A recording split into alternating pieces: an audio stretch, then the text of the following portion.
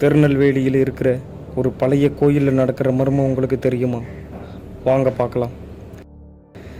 திருநெல்வேலியில் ஒரு கோயில் இருக்குது. அந்த கோயிலில் ஒரு மர்மம் நடக்கிறதா கேள்விப்பட்ட பாண்டி அப்படின்ற இளைஞர் அவனோட ஃப்ரெண்ட்ஸை கூட்டிகிட்டு அந்த ஊருக்கு போகிறான். ஊருக்கு போய் விசாரித்த பாண்டி அந்த கோயிலில் தினமும் நைட்டு மட்டும் ஒரு பாம்பு வந்து கண்ணீர் விட்டு போகிறதா அந்த ஊர் மக்கள் சொன்னாங்க. இதெல்லாம் பொய்ன்னு நினச்ச பாண்டியும் அவனோட ஃப்ரெண்ட்ஸும் அந்த கோயிலுக்கு மறுநாள் நைட்டு போகிறாங்க. போய் எந்த சத்தமும் எழுப்பாமல் அமைதியாக ஒளிஞ்ச மாதிரி ஒரு செவத்துக்கு பின்னாடி உக்காந்துட்டு இருந்தாங்க. அதே நேரம் ஒரு பாம்பு சொன்ன மாதிரியே அந்த கோயிலுக்கு வருது.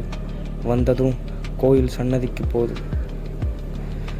கொஞ்ச நேரம் கழித்து கண்ணீர் விட்டு அழுது. இதை பார்த்த பாண்டியும் அவனோட ஃப்ரெண்ட்ஸும் பயந்து அங்கேருந்து ஓடி போனாங்க. மறுநாள் இந்த விஷயத்தை ஊர் மக்கள் கிட்ட சொன்னதும் ஊரில் ஒரு வயசானவர் இது அந்த கோயில் பூசாரியோட சாபம்னும் கடமை தவறுனதால ஒரு மனுஷன் பாம்பாக மாறினதாகவும் அந்த சாபம் தீரணும்னா தினமும் கோயிலுக்கு வந்து கண்ணீர் விட்டு போனோம்னு ஒரு புராணத்தில் படித்ததா அந்த வயசானவர் சொன்னார். இது மாதிரியான மிஸ்டீரியஸான கதைகளை தெரிஞ்சுக்க நம்ம சேனலை சப்ஸ்கிரைப் பண்ணிடுங்க.